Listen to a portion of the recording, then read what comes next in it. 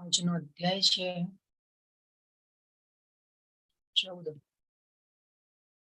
પ્રકૃતિના ગુણો. ખૂબ સરસ અધ્યાય છે અને ભગવાને ગુણો વિશે કહ્યું છે આજના અધ્યાયમાં. અને પ્રભુપાદે ખૂબ સરસ પ્રકૃતિના ગુણો વિશે હાઈએસ્ટ લેક્ચર પ્રભુપાદે આ ગુણો ઉપર આપેલા છે. તો શ્રી શ્રી રાધા ગોવિંદા મંદિર ઇસ્કોન મેંગલુરુ પરિવાર તરફથી બધાનું સ્વાગત છે. ખૂબ સરસ આજનો અધ્યાય છે.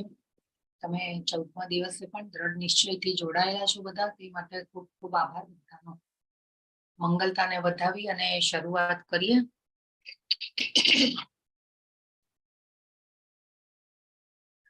ઓમ અજ્ઞાન તિમિરાંધસ્ય જ્ઞાનાંજન શલાકયા ચક્ષુરુન્મિલિતમ યેન તસ્મૈ શ્રી ગુરવે નમઃ.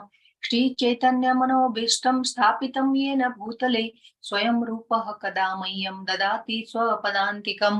વંદેહં શ્રી ગુરો શ્રીયુતપદકમલં શ્રી ગુરુन् વૈષ્ણવાંશ્ચ શ્રી રૂપં સાગ્રજાતં સહગણ રઘુનાથાન્વિतं तं સજીવં સાદ્વૈतं સાવધૂतं પરિજન સહિतं કૃષ્ણ ચૈતન્ય દેવં શ્રી રાધા કૃષ્ણ પાદાન સહગણ લલિતા શ્રી વિશાખાન્વિતાંશ્ચ.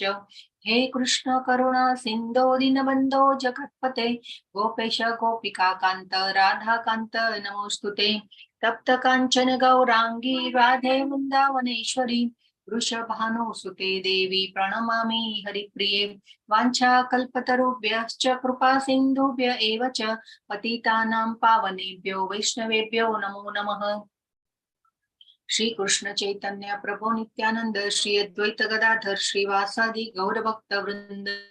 हरे कृष्ण कृष्ण कृष्ण हरे हरे, हरे राम राम राम हरे हरे. हरे कृष्ण. हरे कृष्ण माताजी. हरे कृष्ण. हरे कृष्ण. हरे कृष्ण.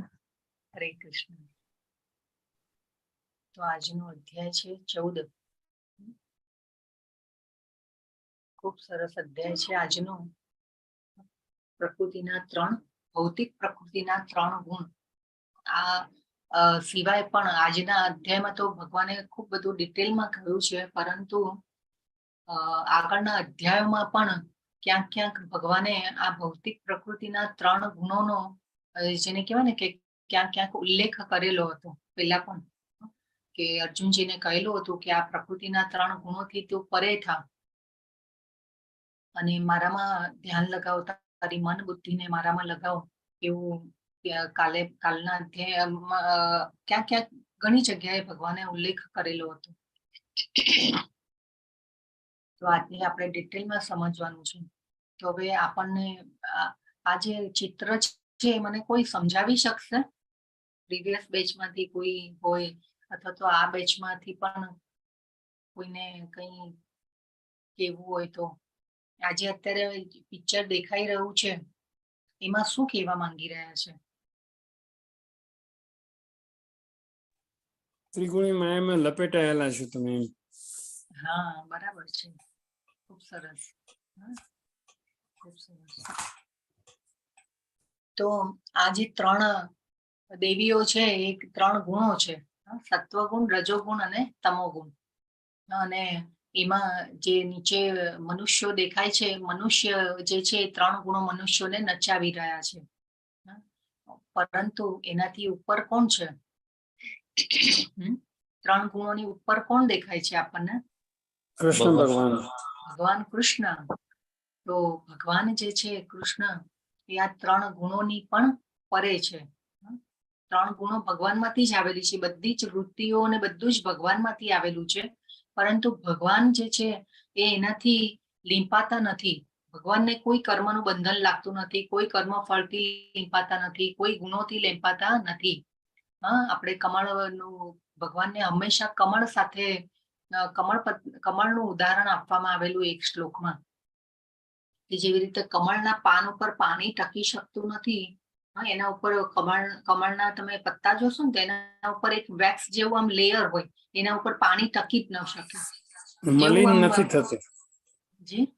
મલિન નથી થતું. હા, મલિન નથી થતું. તો ભગવાન એવી રીતે મલિન થતા નથી.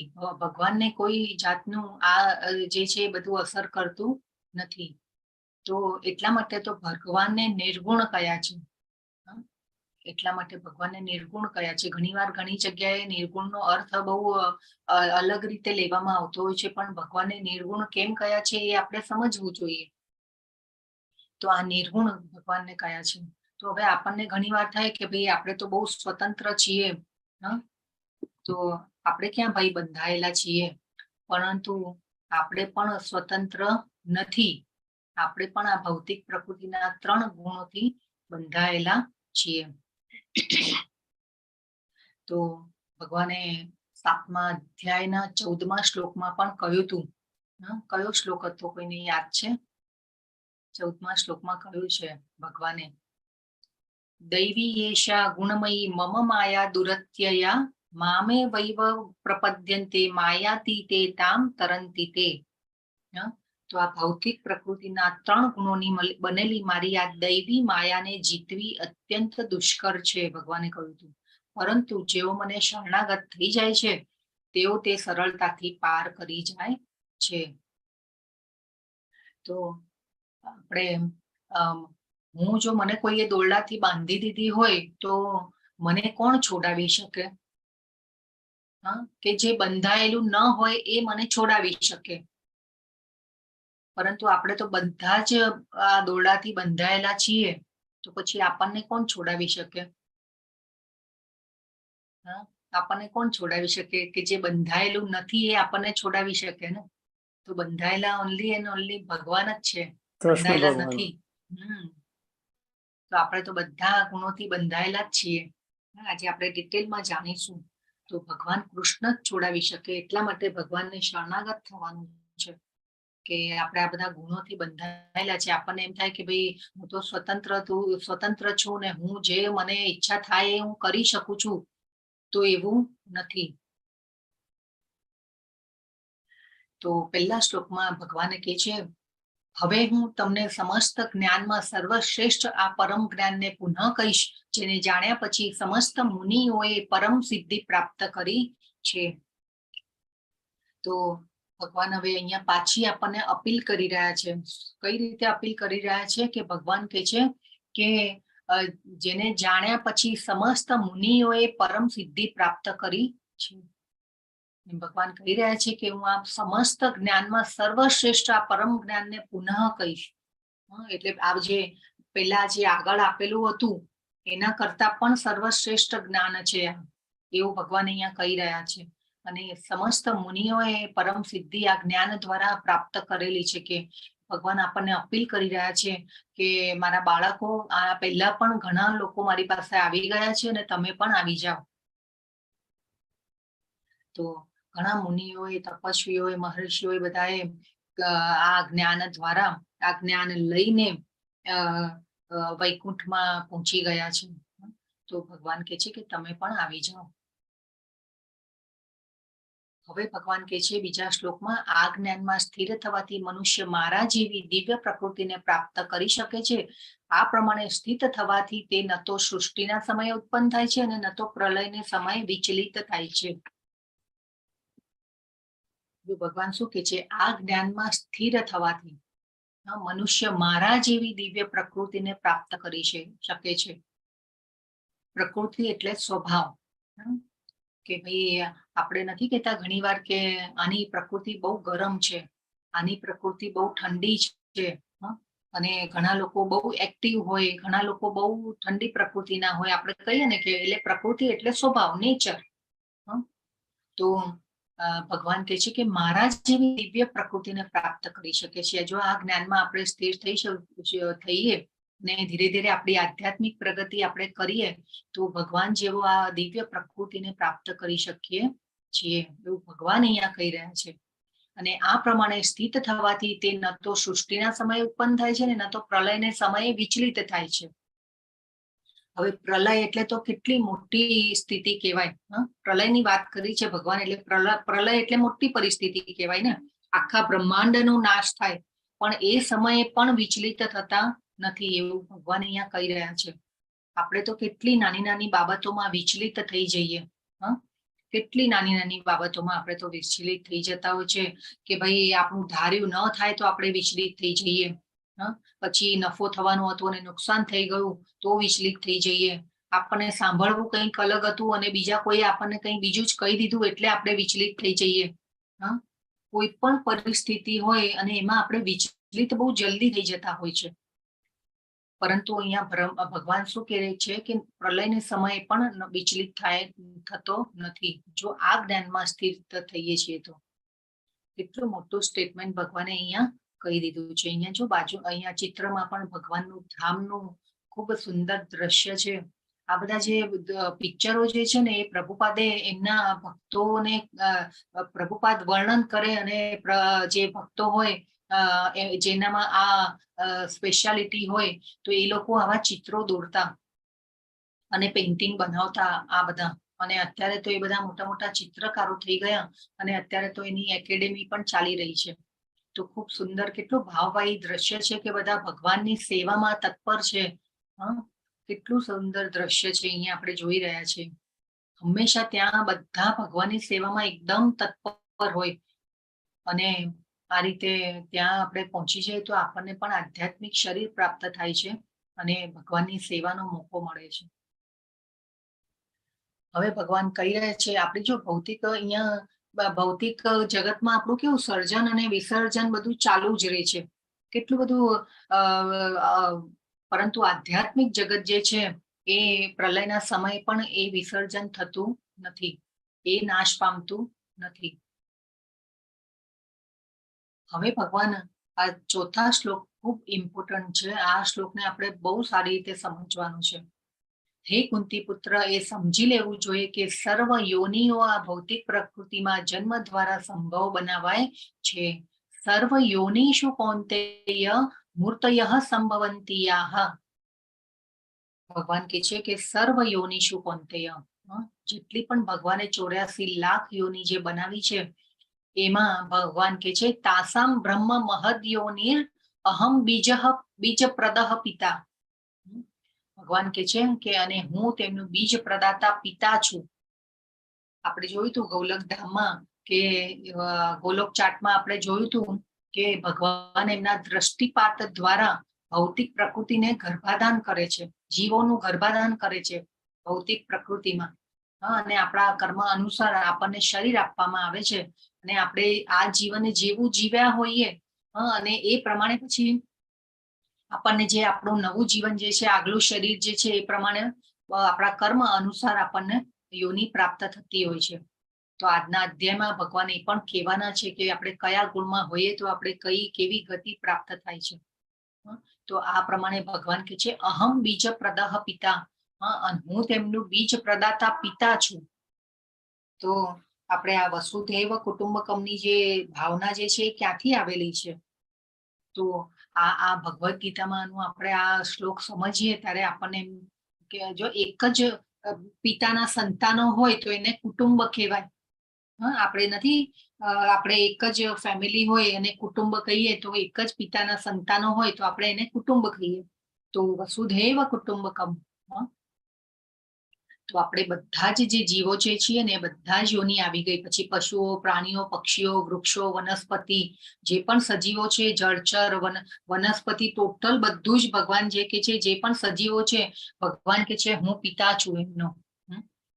તો પછી પિતા પુત્રનો સંબંધ કેવો હોય? પિતા અને બાળકનો સંબંધ તો કેવો હોય? પ્યોર. કેટલો ગાઢ સંબંધ હોય. પિતાને પણ એમ થાય કે ના મારું સંતાન છે, હું એના માટે બધું જ કરી છૂટવા તૈયાર છું. કેટલા બધા કેવું આમ પિતા પુત્રનો સંબંધ કેવો હોય? કેટલા ભગવાન આપણી ઉપર હંમેશા દયાળુ અને કૃપાળુ જ હોય છે. પરંતુ આપણને ભગવાન ઉપર શ્રદ્ધા નથી હોતી અને વિશ્વાસ નથી હોતો, એટલા માટે આપણે જેને કહેવાય ને કે દુઃખી થઈએ છીએ. પરંતુ આપણે તો કેટલું અહીંયા ડિફરન્શિએટ કરીએ છીએ. વસુધૈવ કુટુંબકમ, પણ આપણે તો કેટલું ડિફરન્શિએટ કરીએ.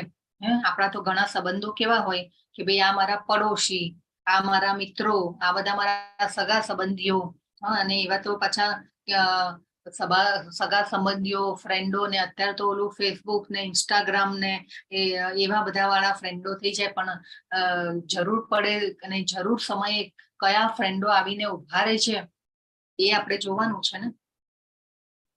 તો આ શ્લોક ખૂબ મહત્વનો છે. તો આ શ્લોકમાંથી આપણે બોધપાઠ લેવાનો છે કે ભગવાનને આપણે ચોક્કસ પિતા તરીકે તો ભજી જ શકીએ. તો આ રીતે ભગવાનને યાદ કરી શકીએ આ રીતે. તો એ આપણો અને એમનો સંબંધ જે છે ભગવાનનો એ કેવો આમ એસ્ટાબ્લિશ થાય, ગાઢ થાય ધીરે ધીરે. આપણે એ ભગવાનને પિતા તરીકે પણ ભજી શકીએ છીએ. અને બીજું શું લેવાનું આ શ્લોકમાંથી બોધપાઠ કે બધા જ જે જીવો જે છે એ ભગવાનના બાળકો છે, ભગવાનના સંતાનો છે બધા જીવો. એટલે જ્યારે પણ આપણે કોઈને નુકસાન પહોંચાડવાનું વિચારતા હોઈએ કે કોઈની નિંદા કરીએ, કોઈની ઈર્ષા કરતા હોઈએ, તો આપણે જરૂર વિચારવાનું કે આ શ્લોકને યાદ કરવાનું કે ભગવાન આપણા પિતા છે અને ભગવાનના જે પણ સામેવાળું વ્યક્તિ છે એ પણ ભગવાનનું બાળક છે. અને આપણે એ રીતે આપણે આ શ્લોકને યાદ કરવાનું. ઘણીવાર આપણે ઘણીવાર એવું કોઈ વ્યક્તિ આપણને એટલું દુઃખ પહોંચાડી દે કે આપણે બહુ વ્યાકુળ થઈ જતા હોય, અને આપણે ઘણીવાર એવા જેને કહેવાય ને કે કટુ વચનો પણ બોલી દેતા હોઈએ. એ પછી આપણે ઘણીવાર વિચારીએ કે નહીં, હવે તો હું આને બતાવી દઈશ. આવું પણ આપણે થતું હોય છે. તો જરૂર આ શ્લોકને યાદ કરવાનું આવા ટાઈમે. એટલે આ ખૂબ ઇમ્પોર્ટન્ટ છે કે પોઈન્ટ છે કે આપણે એક જ પિતાના સંતાનો છીએ. તો આ રીતે એ પછી બીજો એક પોઈન્ટ એ પણ છે કે જે લોકો માંસાહાર કરે છે, તો માંસાહાર પણ ન કરવો જોઈએ. કેમ કે આપણે જોયું કે બધા જ જે સજીવો જે છે એમાં આત્મા અને પરમાત્મા રહેલા છે. તો અને એ જે માંસાહાર જે કરે છે, તો એ જે જીવ જે છે એને કેટલું દુઃખ થતું હશે જ્યારે કપાતા હશે કે કંઈ બી થતું હશે ત્યારે એ કેટલું એ જીવને દુઃખ થતું હશે એ આપણે વિચારવાનું છે.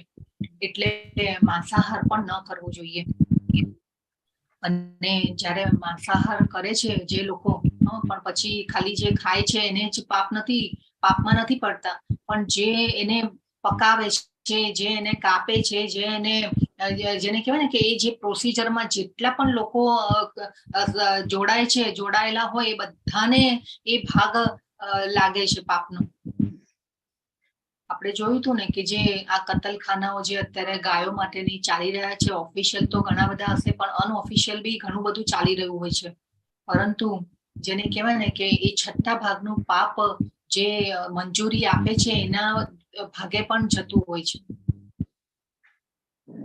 તો આપણે આ બધું શું કરી રહ્યા છીએ? પ્રકૃતિના કાયદાઓનું અને ભગવાનના કાયદાઓનો ભંગ કરી રહ્યા છીએ.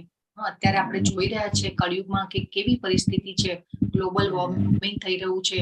તો આ બધું શેના કારણે થઈ રહ્યું છે? કેમ કે આ પ્રકૃતિના કાયદાઓનો ભંગ થઈ રહ્યો છે, ભગવાનના કાયદાઓનો ભંગ થઈ રહ્યો છે. તો એટલા માટે આપણે આ શ્લોક ખૂબ જ મહત્વનો છે. ને સર્વ યોનિષુ કૌંતેય, ભગવાને કહી દીધું કે સર્વ યોનિઓ આ ભૌતિક પ્રકૃતિમાં જન્મ દ્વારા સંભવ બનાવાય છે અને હું તેમનું બીજ પ્રદાતા પિતા છું.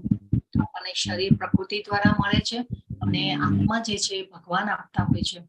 ઘણીવાર ઘણાને એમ થાય આપણને કે ભાઈ સંતાનો નથી થતા હોતા, તો પણ જો ભગવાનની ઈચ્છા હોય ને ત્યારે જ ભગવાન આપણે એ કરી શકે છે. ભગવાન બાકી આપણે કહીએ કે નહીં બધું આપણા હાથમાં છે, તો એવું નથી.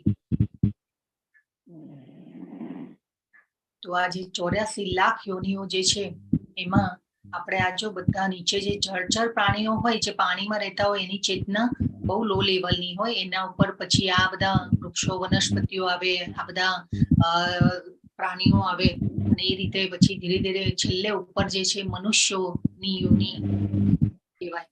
મનુષ્ય આપણે પણ એક પ્રાણી છીએ, પણ આપણને શરીર આ રીતે આપવામાં આવ્યું છે.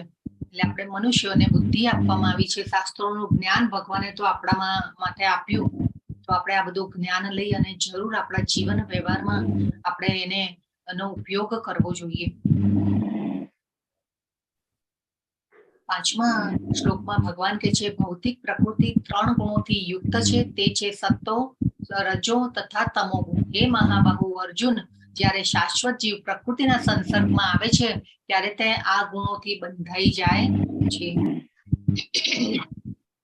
જો ભગવાને કહ્યું નિબધ્નન્તિ મહાબાહો. ભગવાન જો અહીંયા જ્ઞાન આપી રહ્યા છે તે છતાં પણ પાછું જેને કહેવાય ને કે અર્જુનજીનું મોરલ તો પાછું હાઈ કરતા જ રહે છે આવા વિશેષણો કરીને. હે મહાબાહો. તો ભગવાન જ્ઞાન આપે છે ને છતાં તે એમનું તો મોરલ ધીરે ધીરે વધારતા જ જાય છે.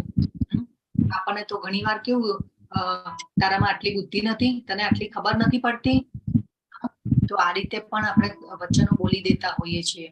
પરંતુ ભગવાન કેટલું, જો ભગવાન પાસેથી કેટલું આપણે શીખવાનું છે. ભગવાનની આ બધી ક્વોલિટી આપણે જેને કહેવાય ને કે આ અનુસરણ કરવાનું છે. ભગવાનનું અનુકરણ ન થાય, પરંતુ ભગવાનને જે ભગવાને નિયમો બનાવેલા છે ને આપણે અનુસરણ કરવાનું છે.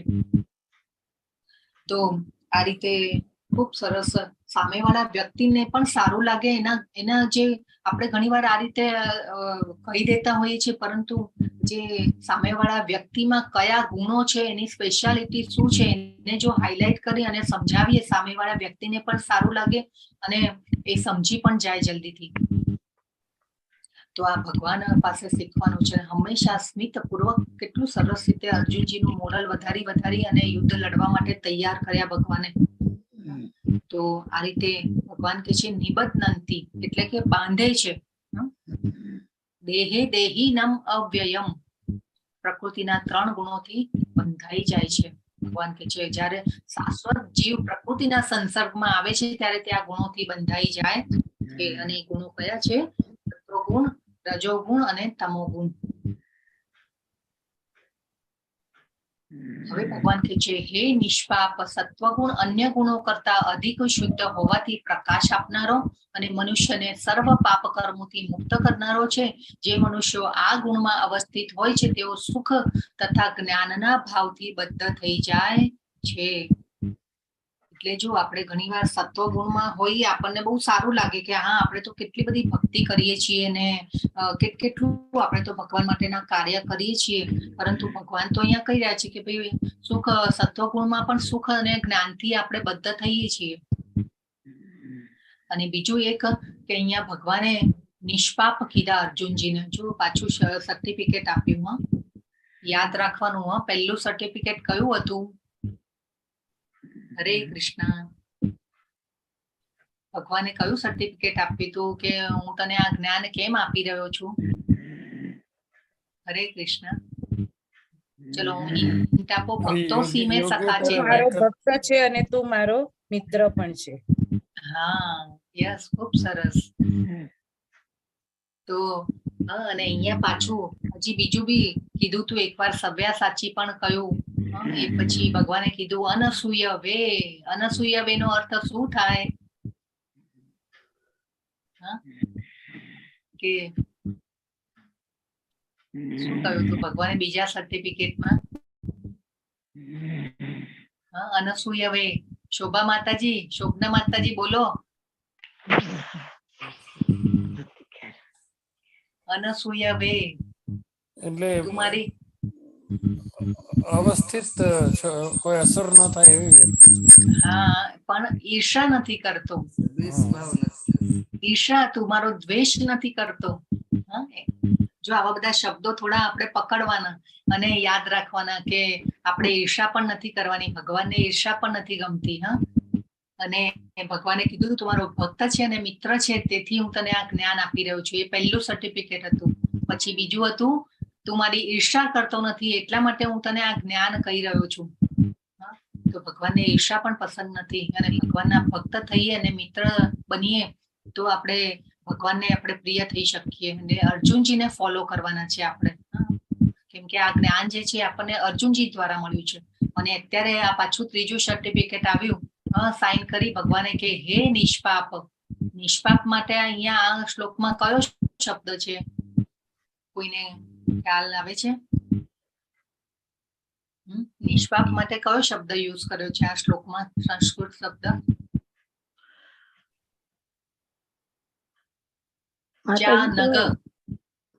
માતાજી અવાજ બહુ ઓછો આવે છે, સંભળાતું નથી. હવે બરાબર આવ્યો જી. તો ચ અનગ. દરરોજ કરતા ધીરો છે. અચ્છા અચ્છા. આજે છે ને એકચ્યુઅલી મારું નેટવર્ક નું પ્રોબ્લેમ થયો હતો, એટલા માટે મેં ફોનથી મારા ફોનનું નેટવર્કથી હું આ ક્લાસ આજે લઈ રહ્યું છું, એટલે થોડીક તમને કદાચ તકલીફ પડશે, પણ કઈ વાંધો નહીં, આજે થોડું બેર કરી લેજો. ઓકે જી. તો નિષ્પાપ કયા અહીંયા અર્જુનજીને ભગવાને કે તું તો હવે આ આટલા સર્ટિફિકેટો ભગવાને આપ્યા, તો પછી ભગવદ્ ગીતાનું જ્ઞાન કોના માટે હતું? કોના માટે હતું? આપણા બધા માટે ને. અને હજી તો અનેક આવનારી પેઢીઓ પણ આ ભગવદ્ ગીતાનું જ્ઞાન લેશે. તો નિષ્પાપ કીધા ભગવાને અર્જુનજીને કે તું તો નિષ્પાપ છે. અને આપણે જો ભગવાન હવે કે છે સત્વગુણ પણ સુખ અને જ્ઞાનથી બદ્ધ થઈ જાય છે. તો કેવી રીતે આપણે બદ્ધ થઈએ છીએ સુખ અને જ્ઞાનથી? આપણે સત્વગુણમાં હોઈએ, આપણે બહુ ખૂબ બધી ભગવાનની ભક્તિ કરતા હોઈએ, આ બધું જ્ઞાન આપણે લેતા હોઈએ, પરંતુ ઘણીવાર આપણા માટે જ્ઞાન આવી જાય આપણામાં, તો પછી આપણને એનો થોડો જરા છે ને ગર્વ થાય કે હા, મને તો આટલી બધી ખબર છે, મને ખબર છે. તો એ રીતે જરા ગર્વ પણ થાય છે ઘણા લોકોને કે ભાઈ આટલું બધું મને ખબર છે, અને પછી બીજા કોઈ વ્યક્તિ પાસે બેસવાનું આવે કે ચર્ચા કરવાની આવે ત્યારે એટલી બધી આર્ગ્યુમેન્ટ અને બધું થતું હોય. તો આ રીતે જ્ઞાનના ભાવથી પણ આપણે બદ્ધ થઈએ છીએ, ભગવાન કે છે. ઘણા એવા મોટા મોટા ફિલોસોફરો હોય, સાયન્ટિસ્ટ, તત્વજ્ઞાની હોય, તત્વચિંતકો હોય, તો એ આવા જ્ઞાનથી પણ બદ્ધ થઈ જતા હોય કે ભાઈ હા નહીં, મને જ બધી ખબર છે. અને આ જ્ઞાન દ્વારા પછી એમને બધું ખૂબ ધન મળે, સંપત્તિ મળે, સુખ શાંતિ મળી હોય એટલે એનાથી બંધાઈ જાય. અને એ સુખ શાંતિ ને ધન સંપત્તિ મળી હોય એટલે પછી એને વધારે ને વધારે ભોગવવાનો અને એને વધારે ને વધારે પ્રાપ્તિ કરવાનો, જેને કહેવાય ને કે આમ ઈચ્છા થાય અંદર ને અંદર. એટલે ભગવાન કે છે સુખ તથા જ્ઞાનથી બંધાઈ જાય છે. તો સુખ સંગેન અને જ્ઞાન સંગેન અહીંયા ભગવાને વર્ડ યુઝ કર્યો છે.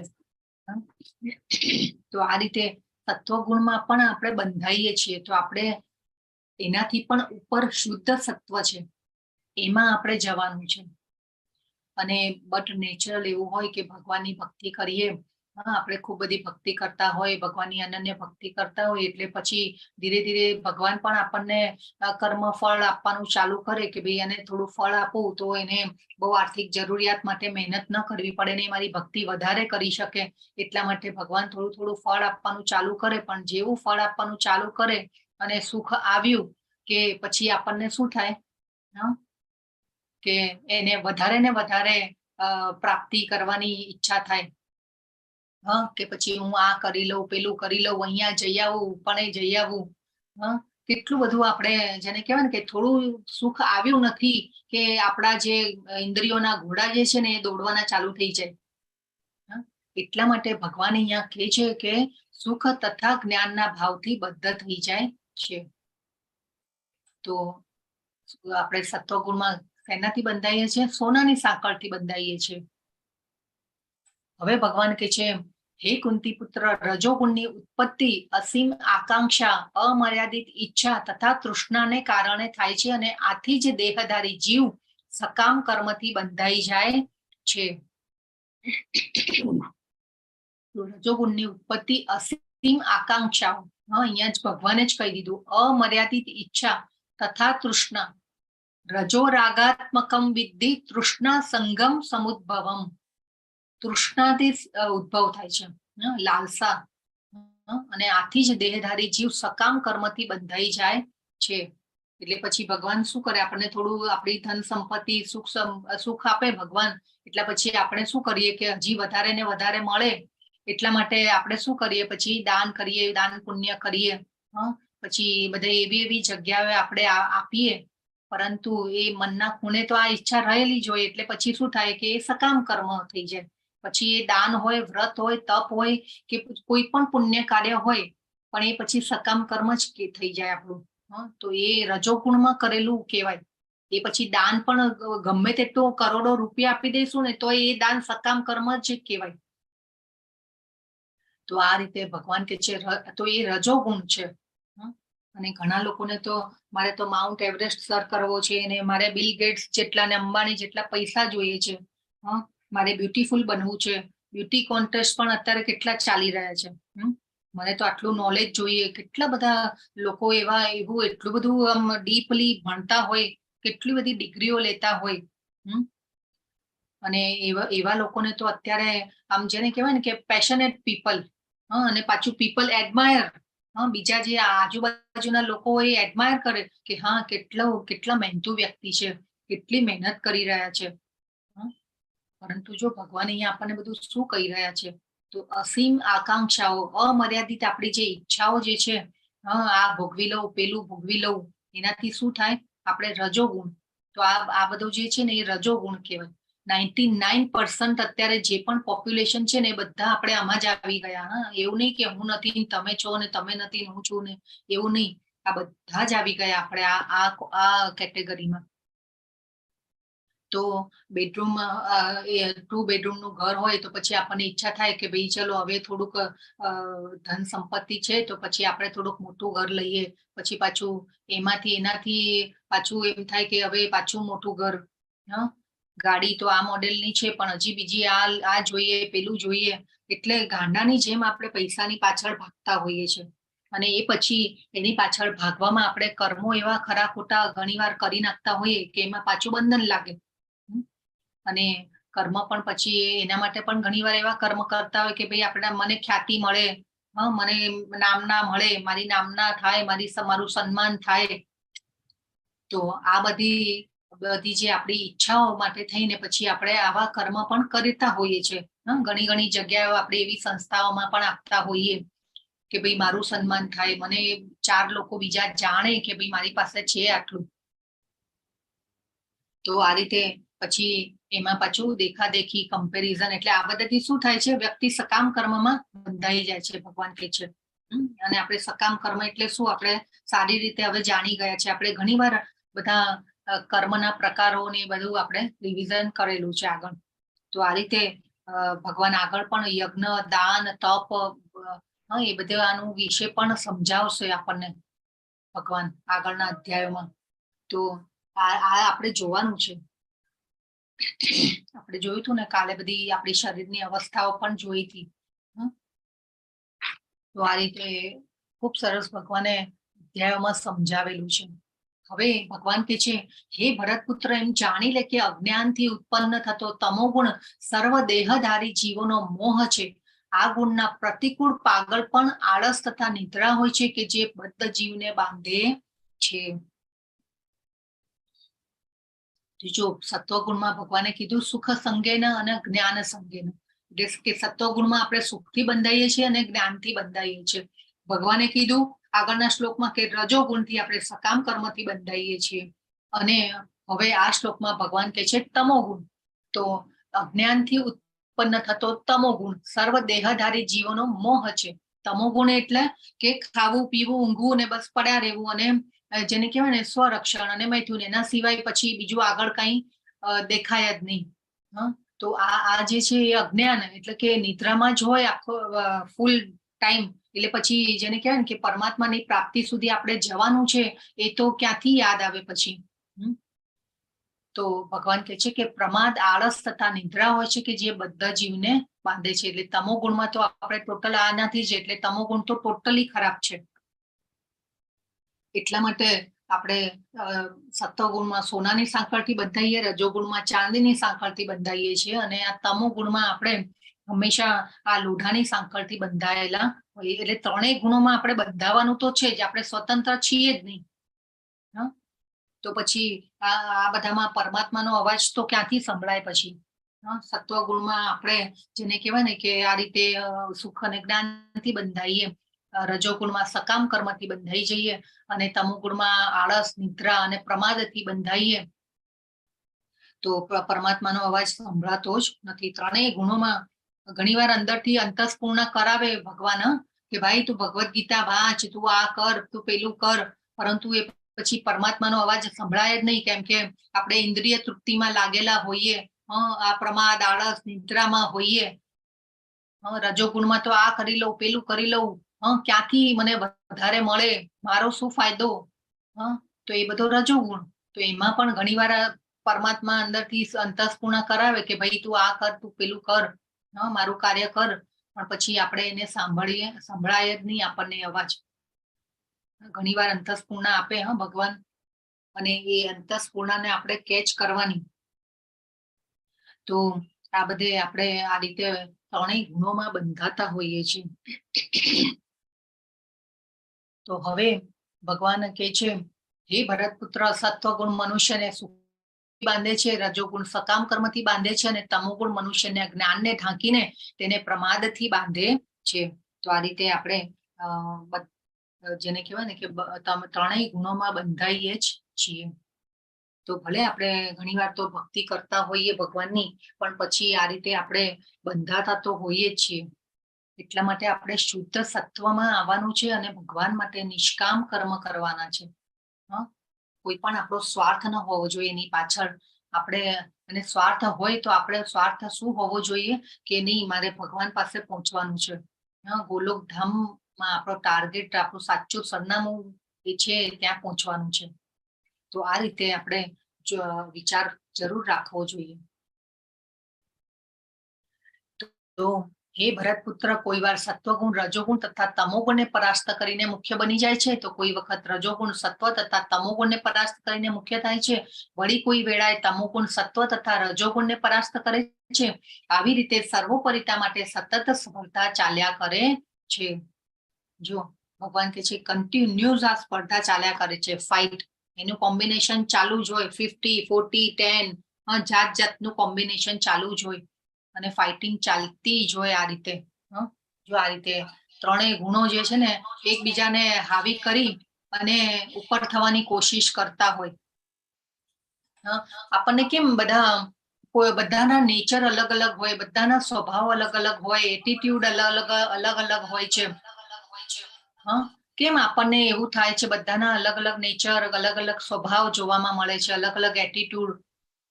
કોઈ ગુસ્સા વાળું હોય, કોઈ શાંત હોય, કોઈ મિશ્ર નેચર વાળું હોય. તો આ બધું શેના કારણે થઈ રહ્યું છે? આ પ્રકૃતિના ગુણો જે છે એ આપણી ઉપર એની અસર હોય છે. એટલા માટે આના કારણે વ્યક્તિના નેચર જે છે એ અલગ અલગ આવે છે. કેમ કે કોઈ પણ ગુણ જે છે ને બીજા બેને હરાવીને પોતાનું ધાર્યું કરવા માટે પ્રયત્નશીલ હોય છે. તો સતર્કતા રાખવી પડે એવો અર્થ થયો ને? જી પ્રભુ. કાયમ માટે સતર્કતા રાખવી પડે આપણે એવો અર્થ થયો. હા, બરાબર છે. તો આપણને ઘણી વાર છે ને ઘણા વ્યક્તિ એવા કોઈ રસ્તામાં મળી જાય કે આપણને એમ થાય કે ખૂબ સેવા ભક્તિ વાળા હોય અને એકદમ જેને કહેવાય ને કે એકદમ આપણને ઘણી વાર એવું જ લાગતું હોય કે આ તો ભગવાનના માણસ છે. અને અચાનક એવું થઈ જાય કોઈક વાર એ વ્યક્તિ સામે મળી જાય અને પછી ન કહેવાનું આપણને કહી દેતા હોય. તો આ રીતે એવું ઘણા એવો અનુભવ કર્યો પણ હશે કદાચ. પણ ત્યારે પછી આપણને એમ વિચાર આવે કે ભાઈ આ વ્યક્તિ તો આવા નહોતા, આજે એમને શું થઈ ગયું? આવું થતું હોય છે ને ઘણાને. તો કે આ વ્યક્તિને આવું આજે શું થઈ ગયું, તો આટલું બધું એમને આવા વચનો કહી દીધા. તો આ જે આવું થાય ને ત્યારે સમજવાનું કે આ બધા પ્રકૃતિના ગુણોની જે ફાઇટિંગ હોય ને એ ચાલી રહી છે. એટલા માટે હંમેશા આપણે વાત થઈ ને આગળ કે જે દોરડાથી બંધાયેલું નથી એની શરણાગતિ લેવાની છે, કે કૃષ્ણ ભાવના વૃત્તમાં રહેવાનું છે. એટલા માટે ભગવાન કહે છે કે ભાઈ મને શરણાગત થાવ, કેમ કે આ દૈવી એશા ગુણમયી મમ માયા નિરતયા, એટલે કે આ ભગવાનની જે આ 3 ગુણોની બનેલી જે દૈવી માયા છે, ભગવાને જો આ માયાને પણ દૈવી માયા કહીએ છીએ. એટલે આ પણ ભગવાનમાંથી જ આવેલી છે માયા, પણ ભગવાન પણ આપણને જેને કહેવાય કે ચાન્સ આપ્યો છે, આ ભૌતિક જગતમાં શરીર આપી અને ચાન્સ આપવામાં આવ્યો છે કે ભાઈ આપણે થોડી આપણી ઈચ્છાઓની પૂર્તિ પણ કરી શકીએ. ભગવાને એવી સ્વતંત્રતા પણ આપણને આપી, કેમ કે આપણે ભગવાનના બાળકો છીએ. આપણે પણ જોઈએ ઘરમાં આપણા માતા પિતા થોડી આપણને સ્વતંત્રતા પણ આપતા હોય ને કંઈ પણ કરવાની. અને સ્વતંત્રતા થોડી ઘણી આપે તો આપણે જેને કહેવાય ને કે બાળક ભૂલો કરે, પડે, આખડે, પછી એ ધીરે ધીરે શીખે. જીવનના પાઠ ધીરે ધીરે શીખતો થાય. એટલે માતા પિતા આપણને થોડી સ્વતંત્રતા આપે. તો એવી રીતે ભગવાન પણ આપણા પિતા છે, આપણને થોડી સ્વતંત્રતા આપી છે કે બધી આપણે થોડી આપણી ઈચ્છાઓની પણ પૂર્તિ કરી શકીએ અને ભગવાનને આપણે ભજી પણ શકીએ. પરંતુ એ સ્વતંત્રતાનો પછી આપણે દુરુપયોગ કરી રહ્યા છીએ, એટલા માટે આપણે બધા દુઃખી થઈ રહ્યા છીએ. તો આ જે છે એટલા માટે ભગવાન કહે છે કે મારી શરણાગતિ તમે લેશો તો તમે આમાંથી પાર થઈ જશો. એવું ભગવાને આ અધ્યાય ખૂબ મહત્વનો છે. જો આ પ્રકૃતિના ગુણોમાંથી, આ દૈવી માયામાંથી છૂટવું હશે તો ભગવાનની શરણાગતિ લેવા સિવાય કોઈ છૂટકો નથી. તો આ રીતે બધી ફાઇટ ચાલતી હોય છે ત્રણેય ગુણોની. હવે ભગવાન કહે છે સત્વગુણની અભિવ્યક્તિને ત્યારે અનુભવ કરી શકાય છે જ્યારે શરીરના બધા જ દ્વાર જ્ઞાનના પ્રકાશથી પ્રકાશિત હોય છે. તો શુદ્ધ સત્વમાં આપણે છીએ એ કેવી રીતે આપણે જાણી શકીએ કે જ્યારે શરીરના બધા જ દ્વાર જ્ઞાનના પ્રકાશથી પ્રકાશિત થાય છે. આપણા શરીરને ભગવાને 9 દ્વાર વાળું નગર કહ્યું હતું. 9 દ્વાર કયા કયા છે? આગળના આપણે અધ્યાયમાં જોયા હતું. બે આંખો, બે કાન, નાક, મોઢું, ઉદા. જનનેન્દ્રિય. ખૂબ સરસ. મયુરી માતાજી બોલ્યા, શોભના માતાજી, યશુમતી માતાજી, ખૂબ સરસ. તો 2 આંખો, 2 કાન, 2 નાસિકા, મોં અને ગુદા અને જનનેન્દ્રિય. 9 દ્વાર વાળા નગર કીધું છે. જો આ શરીરને ભગવાને નગર કહ્યું. તો આપણે જયારે અનન્ય ભક્તિમાં આવીએ ત્યારે આ 9 દ્વાર વાળા નગરમાં જ્ઞાનનો પ્રકાશ ફેલાય. નહીં તો પછી આપણે ગમે તેટલી આપણે ભગવદ્ ગીતા વાંચી લઈશું ને જ્ઞાન લઈ લઈશું, પરંતુ ભગવાને કહ્યું ને કે એમાં પણ આપણે જ્ઞાનથી પણ બદ્ધ થતા હોય છે. એમાં પણ થોડો ગર્વ આવી જાય કે ભાઈ મને જ આટલી ખબર છે. એટલા માટે પછી આ રીતે આપણે ખૂબ ધ્યાન રાખવું પડે, સતર્ક રહેવાનું છે. મહેશ પ્રભુએ કીધું ને કે ભાઈ સતર્કતા. તો આ રીતે ભગવાન કહે છે હવે હે ભારત શ્રેષ્ઠ, જ્યારે રજોગુણમાં વૃદ્ધિ થઈ જાય છે ત્યારે અત્યાધિક આસક્તિ, સકામ કર્મ, ગહન ઉદ્યમ તથા અનિયંત્રિત ઈચ્છા તથા લાલસાના લક્ષણો પ્રગટ થાય છે. તો ભગવાને કીધું જ્યારે રજોગુણમાં વૃદ્ધિ થાય, રજોગુણો જો હાઈએસ્ટ થાય તો શું થાય કે ભગવાન કહે છે કે વૃદ્ધિ થાય ત્યારે અત્યાધિક આસક્તિ, આપણને આસક્તિ જો અહીંયા બધા ચિત્રમાં જોઈ રહ્યા છો તો આપણે કંચન એટલે કે સોનું, 4 કમાં આપણે ફસાઈ જઈએ છીએ. કંચન, કાયા, કામિની અને કીર્તિ. તો આ 4 કમાં આપણે બધા ફસાઈ જઈએ છીએ. રજોગુણમાં જયારે વૃદ્ધિ થાય ને ત્યારે 4 ક એમાં ફસાતા હોઈએ. અત્યારે કેટલું બધું જેને કહેવાય ને કે આનંદ કરવાની જે ડેફિનેશન છે ને એ ચેન્જ થઈ ગઈ છે અત્યારની. તો મોજ શોખ કરવા, હોટેલોમાં જવું, ખાવા, નવી રેસ્ટોરન્ટ થઈ છે. ભાઈ તમે જઈ આવ્યા? ના, આપણે કહીએ કે ભાઈ નથી ગયા. ના, અરે જઈ આવો, બહુ સરસ છે. તો આ રીતે કેટલું જેને કહેવાય ને કે ટોટલી ઇન્દ્રિય તૃપ્તિની જ તૃપ્તિના જ વિચારો, ઇન્દ્રિય તૃપ્તિ માટેની જ વાતો. તો આ રીતે આ ભગવાન કહે છે કે રજોગુણ જયારે હાઈએસ્ટ થાય ત્યારે આ બધું આસક્તિ થઈ જાય. પછી આવા બધામાં આપણને આસક્તિ આપણે વધારે ને વધારે થતી જાય. સકામ કર્મ, ગહન ઉદ્યમ, 12, 18 કલાક સુધી જેને કહેવાય ને કે ધન ભેગું કરવામાં માણસ એટલો બધો રચ્યો પચો રે, ઓવર ટાઈમ કરે. અને પછી આ બધું અનિયંત્રિત ઈચ્છાઓ તથા લાલસા. અત્યારે આપણે જોઈ રહ્યા છીએ કે આપણી આજુબાજુમાં વાતાવરણ કેવું છે, હંમેશા આપણે ભયમાં જીવતા હોઈએ છીએ. Depression, anxiety, stress, so many suicide. અત્યારે તો એ પણ બહુ વધી ગયું છે સમાજમાં, આપણે જોઈ રહ્યા છીએ. પણ એનું કારણ શું છે? લાલસા, આ રજોગુણ, દેખાદેખી, કમ્પેરિઝન. એની પાસે આ છે તો મારી પાસે આ હોવું જોઈએ. અને આ બધું કેમ થઈ રહી છે? આવી લાલસાઓ પાછળ ભાગવાનું, અને પૂરી ન થાય એટલે આ બધા જે પ્રોબ્લેમો જે છે એ થઈ રહ્યા છે અત્યારના આપણે જોઈ રહ્યા છીએ. કેમ થઈ રહ્યા છે? કેમ કે મન કંટ્રોલમાં નથી. મન કેમ કંટ્રોલમાં નથી હોતું? કેમ કે ભગવાનમાં મન એકાગ્ર નથી. ભગવાનમાં મનને એકાગ્ર કરવાનું. આપણા બાળકોને તો ભગવદ્ ગીતાનું જરૂરથી જ્ઞાન આપવાનું. અત્યારે બાળકો માટે છે ને પર્સનાલિટી ડેવલપમેન્ટના જેને કહેવાય ને કે માતાઓ ત્યાં મૂકવા જતી હોય છે કે ભાઈ એ કંઈક શીખે, પરંતુ આપણે જરૂર આપણા બાળકોને ભગવદ્ ગીતાના આ જ્ઞાનમાં આપણે લાવીએ. જો ભગવાને કેટલું 5000 વર્ષ પહેલા પણ સમજાવ્યું હતું, આપણને કહીને ગયા છે આ બધું. આપણે કોઈ પર્સનાલિટી ડેવલપમેન્ટના ક્લાસમાં જવાની જરૂર નથી, માઇન્ડ ડેવલપમેન્ટના ક્લાસમાં જવાની જરૂર નથી. ભગવાને આ બધું અહીંયા જ સમજાવી દીધું છે. ભગવદ્ ગીતાનું જો જ્ઞાન લઈએ છીએ તો આપણે આ બધું સમજી જઈએ છીએ. અને આ બધું જો આપણે હશે તો આપણું મન કંટ્રોલમાં હશે, આ જ્ઞાન હશે તો આપણી પાસે. ઘણા લોકોના મોઢે આપણે નથી સાંભળતા કે ભાઈ શાંતિ નથી જીવનમાં, શાંતિ નથી જીવનમાં. તો આ બધું છે રજોગુણ. ભગવાને કે છે રજોગુણનું આ કારણ છે. લાલસાના લક્ષણો પ્રગટ થાય છે.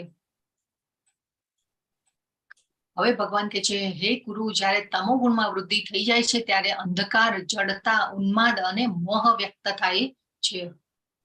જો ભગવાને શું કીધું? તમોગુણી મનુષ્ય હોય ને એની હંમેશા એની ધૂનમાં જ કામ કર્યા કરે, કોઈનું સાંભળે નહીં. કાર્ય કરવાની ક્ષમતા હોય, કેપેસિટી હોય, તે છતાં પણ એ પ્રયાસ કરે નહીં. અને અત્યારે આપણે જોઈ રહ્યા છીએ કે અત્યારે જે યંગ જનરેશન જે છે ને એ ટોટલી તમોગુણમાં જઈ રહ્યું છે.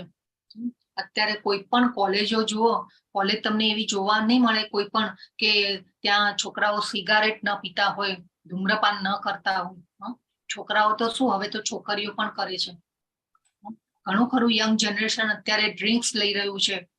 યુથ ઇઝ ગોઈંગ ઇન તમોગુણ, એટલે એબ્સોલ્યુટલી તમોગુણમાં જઈ રહ્યું છે. તો આપણા બાળકોને, આવનારી પેઢીને આપણે બચાવવી જોઈએ.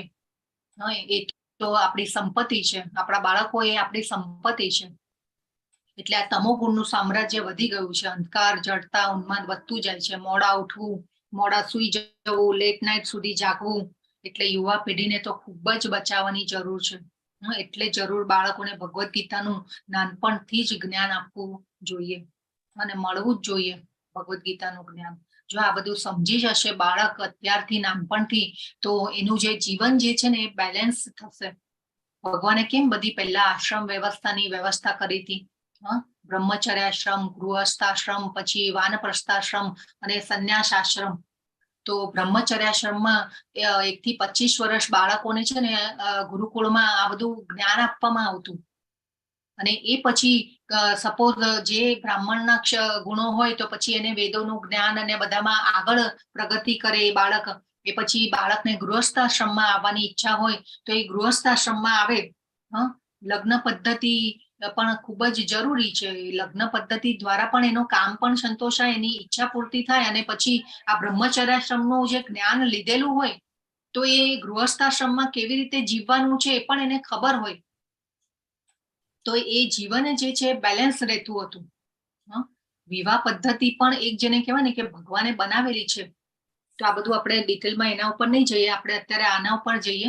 પરંતુ જેને કહેવાય ને કે આ બધી વ્યવસ્થા ભગવાને કરેલી હતી, શેના માટે બનાવેલી હતી?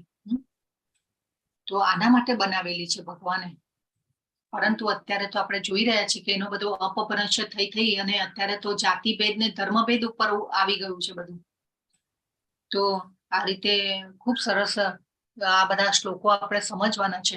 હવે ભગવાન કહી રહ્યા છે કે જ્યારે આપણે કેવા ગુણમાં હોઈએ ને મૃત્યુ પામીએ તો આપણી ગતિ કેવી થાય, એવું ભગવાન અહીંયા હવે આ બધા શ્લોકોમાં, આગળના શ્લોકોમાં સમજાવશે. જ્યારે કોઈ મનુષ્ય સત્વગુણમાં મૃત્યુ પામે છે ત્યારે તેને મહર્ષિઓના ઉચ્ચતર વિશુદ્ધ લોકોની પ્રાપ્તિ થાય છે. જો સત્વગુણમાં મૃત્યુ પામે છે ત્યારે મહર્ષિઓના ઉચ્ચતર વિશુદ્ધ લોકોની પ્રાપ્તિ થાય છે. તો આપણે જોયું હતું ગોલોક ધામમાં મહર્ષિઓનો લોક તો વધારે ઉપર છે. આપણા પૃથ્વીલોક જે છે ને એ મધ્યલોક કહેવાય, ભૂરલોક મધ્યલોક કહેવાય. એનાથી ઉપર 6 લોક હતા અને એનાથી નીચે બીજા 6 લોક છે. આપણે જોયું હતું ગોલોક ચાર્ટમાં. તો આ રીતે સત્વગુણમાં હોઈએ ત્યારે ભગવાન મહર્ષિઓના લોક ઉચ્ચતર પ્રાપ્ત થાય. પરંતુ એ આપણે શુદ્ધ સત્વમાં આવીએ ને ત્યારે જ આ મહર્ષિઓના લોક કે ઉચ્ચતર લોકની પ્રાપ્તિ થાય, બાકી તો કોઈ શક્યતા નથી. જો આપણે આ બધા શ્લોકો દ્વારા એ પણ સમજવાનું છે કે અનેક ગ્રહો છે, અનેક બ્રહ્માંડોમાં અનેક ગ્રહો છે અને અનેક ગ્રહો ઉપર અલગ અલગ પોપ્યુલેશન છે. એવું નથી કે આપણે ખાલી ઓનલી આ પૃથ્વી ઉપર આટલું પોપ્યુલેશન છે. અલગ અલગ ગ્રહોમાં અલગ અલગ આપણા કર્મ અનુસાર મૂકવામાં આવે છે બધા ગ્રહો પર. અને આપણે જેમ જેમ ઉચ્ચતર લોકમાં જતા જઈએ એમ ત્યાં તો ઇન્દ્રિયો એટલી બળવાન હોય, આયુષ્ય લાંબુ હોય. આપણું 1 વર્ષ ને આપણું જે 1 વર્ષ થાય એમાં દેવતાઓના લોકનો જે એક દિવસ થાય. એટલે આયુષ્ય પણ ત્યાં લાંબુ હોય. તો આ રીતે ખૂબ જેને કહેવાય ને કે અલગ અલગ બધા ગ્રહોમાં અલગ અલગ ટાઈમ ડિફરન્સ અને અલગ અલગ આપણે જોયું હતું ને કે ત્યાં બ્રહ્માજી હોય તો બ્રહ્માજી પણ અલગ અલગ બ્રહ્માંડના અલગ અલગ બ્રહ્માઓ હોય છે. તો આ રીતે આ બધું સમજવાનું છે. આપણને એમ થાય કે પૃથ્વી ઉપર ઓનલી 700 કરોડની વસ્તી અધધ થાય ને, આપણને એમ થાય. પણ તમે જુઓ કે અનેક ગ્રહો અને અનેક બ્રહ્માંડોમાં અલગ અલગ પોપ્યુલેશન છે. અને ભગવાન તો એટલા કેપેબલ છે, એમનું તો અનંત અપાર ઐશ્વર્ય છે કે બધાને જેને કહેવાય ને કે પોષણ આપવા માટે એ સમર્થ છે. એટલા આપણે વિચારો, આ બધું આપણી કલ્પના શક્તિની બહારની વસ્તુ છે. વિચાર આપણને આ બધા વિચાર આવે ત્યારે એમ થાય કે એવું ગોડ કે ભગવાન કેટલું બધું મેનેજમેન્ટ કરી રહ્યા છે અને એ પણ કેટલું સરસ રીતે. અને એમના પાછા અંશ દ્વારા જ આ બધું મેનેજ થતું હોય છે. હવે ભગવાન કે છે રજોગુણમાં મૃત્યુ પામનાર મનુષ્ય સકામ કર્મ કરનારાઓમાં જન્મે છે અને તમોગુણમાં મરનાર મનુષ્ય પશુ યોનિમાં જન્મ ગ્રહણ કરે છે. જો ભગવાન અહીંયા પરફેક્ટલી હવે આ પણ બધું જણાવી દીધું છે કે રજોગુણમાં મૃત્યુ પામનાર મનુષ્ય સકામ કર્મ કરનારાઓમાં જન્મે છે. એટલે કે પાછા આપણે પૃથ્વી ઉપર જ આવી જઈએ મૃત્યુ લોકમાં. તો રજોગુણમાં આપણે જો મૃત્યુ પામીએ તો ભગવાન કહે છે સકામ કરનારાઓમાં, અને તમો ગુણમાં મરનાર મનુષ્ય પશુ યોનિમાં જન્મ ગ્રહણ કરે છે. ભગવાને કહી દીધું. તો આ બધું ભગવાન જ કહી રહ્યા છે, આમાં આપણું બધું કાંઈ છે જ નહીં. ભગવાન કહે છે, જો ભગવાને એક તો પહેલું કહી દીધું પુનર્જન્મ નિશ્ચિત છે. એ આપણે આગળના અધ્યાયમાં સમજી ગયા. જેવો આત્મા નીકળી જાય કે ચેતના લુપ્ત થતી જાય અને પછી બીજું શરીર, નવું શરીર જે છે આત્મા ગ્રહણ કરતો હોય છે. જેવી રીતે આપણે કપડાં ચેન્જ કરીએ છીએ, જૂના થઈ જાય એટલે એવી રીતે બીજા અધ્યાયમાં આપણે સમજી ગયા હતા કે આત્મા જે છે એ વૃદ્ધ શરીરોને તજી અને પછી નવું શરીર પ્રાપ્ત કરે છે. એટલે એ પણ કહી દીધું. પછી હવે ભગવાન કહી રહ્યા છે કે કયા ગુણમાં હોઈશું તો કેવી રીતે આપણી ગતિ થશે એ પણ ભગવાને પરફેક્ટલી કહી દીધું છે. તો આ રીતે આપણે જો અહીંયા જોઈએ કે આ કોઈને જો માંસાહાર કરવાની બહુ આદત હોય તો પછી આપણને એવી યોની પણ મળી શકે કે ભાઈ લે તું ખાધા કર. હિંસક પશુની યોની પણ મળી શકે છે. જો અહીંયા મારો કર્સર ફરી રહ્યો છે. માંસાહારની બહુ આદત હોય ને તો પછી આવી યોની પણ મળે. પછી એ યોનીમાંથી આપણે ક્યારે મનુષ્ય યોની મળે ને ઉપર આવીએ અને પછી આપણે ભગવાનની ભક્તિ કરીએ ને કેટલા અનેક જન્મો નીકળી જાય. ત્યાં મનુષ્ય જીવનનું ધ્યેય આપણે સમજવાનું છે. પછી કોઈને જેને કહેવાય કે નગ્નતાનું બહુ પ્રદર્શન કરતા હોય, કપડા ઓછા પહેરવા અને આ બધું જે હોય તો ભગવાન કહે છે વૃક્ષની યોની પણ મળે. આ રીતે આ બધું શાસ્ત્રોમાં આપેલું છે. તો વૃક્ષની યોની પણ મળે કે ભાઈ પછી ખુલ્લામાં તાપ તડકો બધું સહન કરો. તો આ રીતે પછી કોઈને બહુ નિદ્રા, અતિશય નિદ્રા પણ એ અજ્ઞાનનું પ્રતીક છે. તો આવી રીતે પછી બસ આવી યોની પણ મળી શકે કે લો સુયા કરો, સુતારો. પછી આ બધી યોની પણ મળી શકે છે. તો આ રીતે ભગવાન અહીંયા આપણને બધું સમજાવી રહ્યા છે. એટલે આપણે આ બધા શ્લોકો દ્વારા આપણે એ સમજવાનું છે કે આપણને મનુષ્ય જીવન મળ્યું છે, આપણને આ જ્ઞાન પણ મળ્યું છે. અને તમે બધા જે પણ અહીંયા છો ને એ cream out of the cream છો. આ ભગવાનની કૃપા છે કે તમને ભગવદ્ ગીતાની આપણને જાણવાની ઈચ્છા થઈ છે. તો આ બહુ નાની સૂની વાત નથી. મનુષ્ય જીવનનો ધ્યેય આપણે સમજી લેવાનો કે મનુષ્ય જીવનનો ધ્યેય શું છે. ભગવાનની ભક્તિ કરી અને ધીરે ધીરે આપણે ભગવાન તરફ જવાનું છે. પુણ્ય કર્મનું ફળ શુદ્ધ હોય છે અને તેને સાત્વિક ગુણમય કહેવાય છે, પરંતુ રજોગુણમાં કરેલું કર્મ દુઃખમાં પરિણામે છે અને તમો ગુણમાં કરેલા કર્મ મૂર્ખામીમાં પરિણામે છે. તો આપણે જોયું હતું ને કે ભાઈ હંમેશા કોઈ વસ્તુ આપણી છે જ નહીં, આપણી માલિકીનું કોઈ છે જ નહીં, કઈ છે જ નહીં અહીંયા. અને તે છતાં પણ આપણે સ્વામિત્વનો દાવો કરતા હોઈએ છીએ, માલિકીનો દાવો કરતા હોઈએ છીએ કે આ મારું, આ મેં કર્યું. પરંતુ આપણે જોયું ને કે આપણે આપણા માટે ભગવાને સૂર્યપ્રકાશ, પાણી, ઓક્સિજન કેટલા બધી વ્યવસ્થા કરી છે. આ બધું જ ભગવાનનું છે અને ભગવાનની પાસે જવું જોઈએ, રિટર્ન મળવું જોઈએ ભગવાનને. પરંતુ આપણે શું કરીએ છીએ? આપણે આપણું દાન પણ આપીએ તો ક્યાં આપીએ છીએ? ગરીબોને દાન આપીએ, આવી જગ્યાએ દાન આપીએ તો ભગવાન કે છે કે એક રજોગુણમાં કરેલું કર્મ દુઃખમાં પરિણમે છે. તો આપણે હંમેશા દાન પણ સાત્વિક દાન કરવું જોઈએ. અહીંયા કૃષ્ણ ભાવનામૃતમાં જો દાન કરીએ છીએ તો એ સાત્વિક દાન કહેવાય છે. હવે સત્વગુણથી વાસ્તવિક જ્ઞાનનો વિકાસ થાય છે, રજોગુણથી લોભ ઉત્પન્ન થાય છે અને તમો ગુણમાંથી પ્રમાદ, મોહ તથા અજ્ઞાન ઉત્પન્ન થાય છે. તો જો અહીંયા આ ત્રણેય ફોટા છે, પણ આ સત્વગુણમાં જે છે, મારો કર્સર ફરી રહ્યો છે અહીંયા, સત્વગુણમાં છે મનુષ્ય કેટલું એનલાઇટન લાગે છે. એ પછી જો તમો ગુણમાં, તો તમો ગુણમાં તો ચાંદીની વીંટી માટે પ્રયત્ન કરી રહ્યો છે. તો રજોગુણમાં આવું કે બસ આ કરી નાખું, પેલું કરી નાખું, અને એના માટે આ 12-18 કલાક કામ કરવાનું, અને પછી મને આ મળે, પેલું મળે, એટલે આખી જેને કહેવાય ને કે ઇન્દ્રિય તૃપ્તિ માટેની જ માટે જ કામ. અને પછી જો અહીંયા નીચે તમો ગુણ, તો તમો ગુણમાં તો જો કેટલું બધું આ ત્રણેય હાવભાવ ઉપરથી આપણને સમજમાં આવે છે કે આ ત્રણેય ગુણો આપણી ઉપર કેટલા બધા અસર કરતા હોય છે. અહીંયા પણ આપણે જોઈ રહ્યા છે કે જો અસર એક સેમ શ્લોક છે, તો આ ત્રણેય ગુણો જે છે આપણી ઉપર કેટલી અસર કરે છે. તો હંમેશા આપણે આ વિચાર કરવો જોઈએ કે આપણે આપણા પ્લેનને ક્યાં ઉડાડવાનું છે. આપણે ઉપર લઈ જવું છે કે નીચે લઈ જવું છે. સત્વગુણી મનુષ્યો ક્રમશઃ ઉપર ઉચ્ચતર લોકમાં જાય છે, રજોગુણી માણસો પૃથ્વી લોકમાં રહે છે, અને જે ધૃણાજનક તમો ગુણમાં હોય છે તેઓ નીચે નરક લોકમાં જાય છે. ભગવાને એકદમ પરફેક્ટલી સમજાવ્યું છે. અહીંયા ઉર્ધ્વ ગચ્છન્તિ સત્વસ્થા, મધ્યે તિષ્ઠન્તિ રાજસાહ, જગન્ય ગુણ વૃત્તિસ્થા, અધો ગચ્છન્તિ તામસાહ. ઘણી વાર છે ને આપણે ભગવદ્ ગીતાના શ્લોક આપણે આમ બહુ ધ્યાનથી આપણે એના ઉપર ફોકસ કરીએ ને તો આપણને સંસ્કૃત આપણને બહુ અઘરું ન લાગે. ત્યારે જો અહીંયા આપણને સમજાય એવા શબ્દો હોય છે. ઉર્ધ્વ ગચ્છન્તિ સત્વસ્થા, કેટલું સમજાય એવું છે સંસ્કૃત.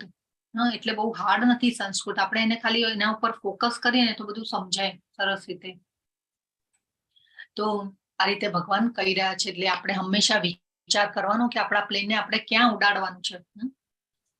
ભગવાન જો અહીંયા આપણે જોયું હતું આ ભૂરલોક, આ ભૂરલોક ઉપર છીએ આપણે અત્યારે બધા, અને એનાથી ઉપર બીજા 6 લોક, અને આ નીચેના બધા જે લોક છે એ નરક લોક છે.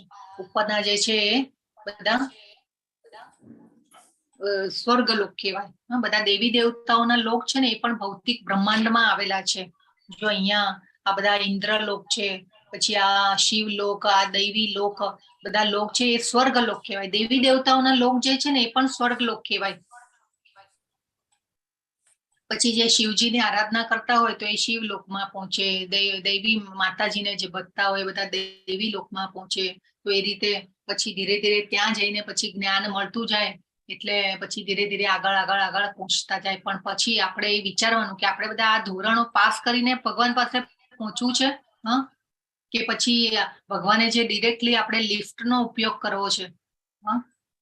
આપણે તો લિફ્ટનો ઉપયોગ કરવાનો ને, અનન્ય ભક્તિ કરી અને ટાર્ગેટ તો એ જ રાખવાનો કે નહીં આ બધા ધોરણો પાસ કરીને નથી જવું. આપણે તો ડિરેક્ટલી લિફ્ટનો ઉપયોગ કરીને ભગવાન પાસે પહોંચી જવું છે. જો આ બધા ધોરણો પાસ કરવા રહીશું ને તો ત્યાં તો એવું થાય કે આપણે ત્યાં એટલી બધી ઇન્દ્રિયો અને સુખો, જેમ જેમ ઉપર ઉચ્ચતર લોકમાં જઈએ એમ સુખો વધતા જાય. પણ ત્યાં તો પાછું જો ત્યાં જઈને પણ ભક્તિ ન કરી અને સુખોમાં પાછા પરોવાઈ ગયા તો શું થાય કે આપણે પાછા આપણું પુણ્ય કર્મો જે કર્યા હોય આ જન્મમાં, અને ત્યાં જઈને પછી પુણ્ય કર્મનું પોટલું ખતમ થઈ ગયું કે પાછા આવી જઈએ નીચે. તો આ રીતે આપણે હંમેશા એ ટાર્ગેટ રાખવાનો ભગવાનનો કે આ મનુષ્ય જીવન મળી છે તો આપણે ટાર્ગેટ એ જ રાખવાનો કે આ જન્મમાં જ આપણે ભગવાન પાસે પહોંચી જઈએ લિફ્ટનો ઉપયોગ કરીને.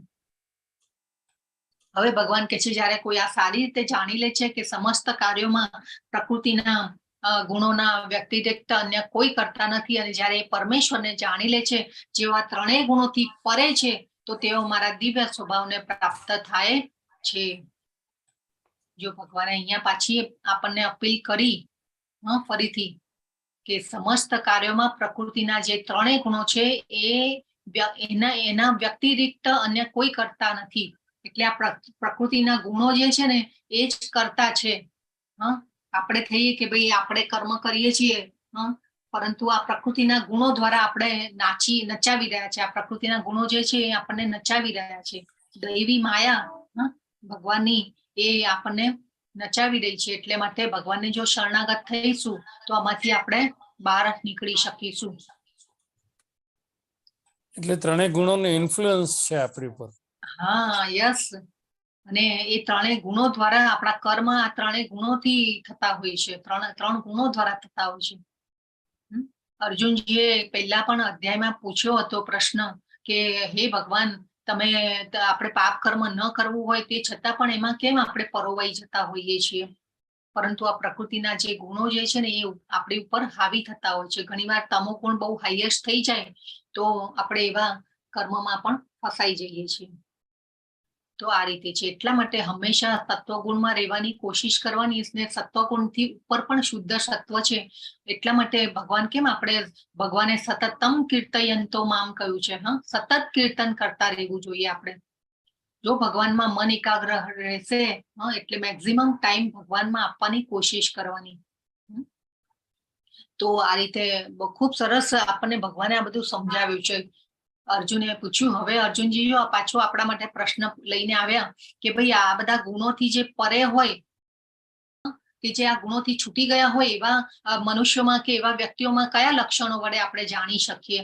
એમનું આચરણ કેવું હોય અને તે પ્રકૃતિના ગુણોને કેવી રીતે ઓળંગી જાય છે? તો હવે પાછો ભગવાન એનો જવાબ આપશે. તો પછી અહીંયા ભગવાને જવાબ આપ્યો છે. ભગવાને કહ્યું, હે પાંડુપુત્ર, જે પ્રકાશ, આસક્તિ તથા મોહના ઉપસ્થિત થવા પર ન તો એનાથી ધૃણા કરે છે ને ન લુપ્ત થઈ જવા પર એની ઈચ્છા કરે છે, જે ભૌતિક ગુણોની આ સમસ્ત પ્રક્રિયાઓથી નિશ્ચલ તથા અવિચલ રહે છે, અને એ જાણીને કે કેવળ ગુણ જ ક્રિયાશીલ છે, ઉદાસીન તથા દિવ્ય બની રહે છે, જે આપણા આત્મા સ્થિર છે અને સુખ તથા દુઃખને એક સમાન માને છે, જે માટીનો ઢગલો, પથ્થર તથા સ્વર્ણના ટુકડાને સમાન દ્રષ્ટિથી જુએ છે, જે અનુકૂળ અને પ્રતિકૂળના પ્રતિ સમાન બની રહે છે, જે ધીર છે, જે પ્રશંસા તથા બુરાઈ, માન તથા અપમાનમાં સમાન ભાવથી રહે છે, જે શત્રુ તથા મિત્રની સાથે સમાન ભાવથી રહે છે, જે શત્રુ તથા મિત્રની સાથે સમાન વ્યવહાર કરે છે, અને જેણે બધા ભૌતિક કાર્યોનો પરિત્યાગ કરી દીધો છે, એવી વ્યક્તિને પ્રકૃતિના ગુણોથી અતીત કહેવાય છે. તો ભગવાને 22 થી 25 શ્લોકમાં એ આ આન્સર આપ્યો, જવાબ આપ્યો અર્જુનજીને કે એવા મનુષ્યને, એવા વ્યક્તિને કેવી રીતે આપણે ઓળખી શકીએ કે આ જે ગુણોથી ઉપર છૂટી ગયા હોય કે ગુણોથી પરે થઈ ગયા હોય. તો એમાં નારદજી જે છે એ ખૂબ મોટા ભક્તિ યોગ છે. શું કહો છો? ભક્તિ યોગમાં આ બધું છે ને 12મા. હા, યસ. હા, 12મા અધ્યાયમાં ભગવાનના ગુણોનું પણ, ભક્તના ગુણોનું પણ વર્ણન કરેલું હતું. યસ માતાજી, બરાબર છે. તો ભક્ત કેવો હોવો જોઈએ એનું ગુણોનું વર્ણન કર્યું હતું 12મા અધ્યાયમાં ભગવાને. અહીંયા પણ ફરીથી પાછા ભગવાન યાદ દેવડાવી રહ્યા છે બધા ગુણોને કે આ ગુણો કેવી રીતે ડેવલપ થાય કે આપણે જયારે ભગવાનમાં મન એકાગ્ર કરીએ છીએ તો આપોઆપ આપણામાં પણ એ બધી જેને કહેવાય ને કે ગુણો ડેવલપ થાય છે. આપણે આ બધા ગુણોથી પરે થતા જઈએ છીએ. હવે ભગવાન કે છે જે સમસ્ત પરિસ્થિતિમાં અવિચલ ભાવથી પૂર્ણ ભક્તિમાં પ્રવૃત્ત હોય છે તે તરત જ પ્રકૃતિના ગુણોને પાર કરી જાય છે અને આ પ્રકારે બ્રહ્મસ્તર સુધી પહોંચી જાય છે. જો ભગવાન કે છે કે સમસ્ત પરિસ્થિતિમાં અવિચલ ભાવથી પૂર્ણ ભક્તિમાં પ્રવૃત્ત હોય છે. એટલા માટે જો ભગવાનની ભક્તિ કેટલી જરૂરી છે. તો આ રીતે ભગવાન કે છે કે બ્રહ્મસ્તર સુધી પણ પહોંચી જાય છે. આપણે ગઈકાલના અધ્યાયમાં જોયું તો ભગવાને આત્માને પણ બ્રહ્મ કહ્યો છે, કેમ કે આત્માનો સ્વભાવ શું છે? સત્ચિત અને આનંદ, આધ્યાત્મિક છે. પરંતુ એની ઉપર આપણે આ પ્રકૃતિના ગુણો વડે બંધાઈ ગયા હોઈએ છીએ અને આ મોહમાયાનું જે લેયર ચડી જાય છે, આપણા ઉપર, એટલા માટે આપણે સાચી આપણી સ્વરૂપ અવસ્થાને ઓળખી શકતા નથી અને પછી આપણે દુઃખી થઈએ છીએ. તો આ જો અહીંયા ચિત્રમાં પણ જો ભક્ત જે છે એને ભગવાનનું વિમાન લેવા માટે આવ્યું છે. તો આપણે પણ જો એવી શુદ્ધ ભક્તિ, અનન્ય ભક્તિ કરીએ તો આપણને પણ લેવા આવી શકે. વિષ્ણુના દૂતો લેવા આવે. તો આ રીતે બધું આખું જેને કહેવાય ને કે આખી બધી સરકાર ચાલી રહી છે, ભગવાનની રાજ્ય સરકાર ચાલી રહી છે.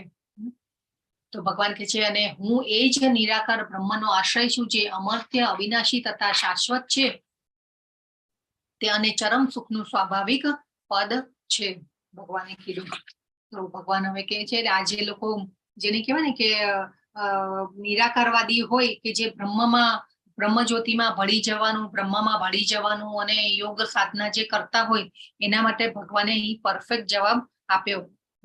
ભગવાને કીધું કે એ બ્રહ્મજ્યોતિમાં ભળવું, એ પણ ભગવાને કહ્યું હતું કે ભાઈ એ પણ મારી પાસે આવવાનો રસ્તો છે, પરંતુ આપણને તો ભગવાને શું કહ્યું હતું, સાકાર રૂપમાં જો ભક્તિ કરીએ છીએ તો એ મારા હિસાબે પરમ સિદ્ધ છે, એવું ભગવાને સમજાવ્યું હતું. તો આ રીતે ભગવાન એ બ્રહ્મ જે છે એ તો ભગવાનના સાક્ષાત્કારનું પ્રથમ પગથિયું છે, પરંતુ ભગવાન જે છે મૂળભૂત વ્યક્તિ રૂપે ભગવાન હંમેશા હાજર છે, એટલા માટે મૂળભૂત વ્યક્તિ રૂપમાં મળવાનું આપણે જરૂર ટાર્ગેટ રાખવું જોઈએ, ભગવાન પાસે જવાનું. તો આ રીતે આખો જે અધ્યાય છે ખૂબ સરસ હતો. આજે પ્રકૃતિના ગુણોને બહુ ડિટેલમાં આપણે સમજવા જોઈએ અને સતર્ક રહેવું જોઈએ. તો આ સાથે આજે આપણો અધ્યાય જે છે અહીંયા પૂર્ણ થાય છે. વાંછા કલ્પતરુભ્યશ્ચ, જી પ્રભુ, જસ્ટ અ મિનિટ. વાંછા કલ્પતરુભ્યશ્ચ કૃપા સિંધુભ્ય એવ ચ પતિતાનાં પાવનેભ્યો વૈષ્ણવેભ્યો નમો નમઃ. અનંત કોટી વૈષ્ણવ વૃંદ કી જય. શ્રીલા પ્રભુપાદ કી જય. ભગવદ ગીતા કી જય. સદગુરુદેવ કી જય. હરે કૃષ્ણ બધાને.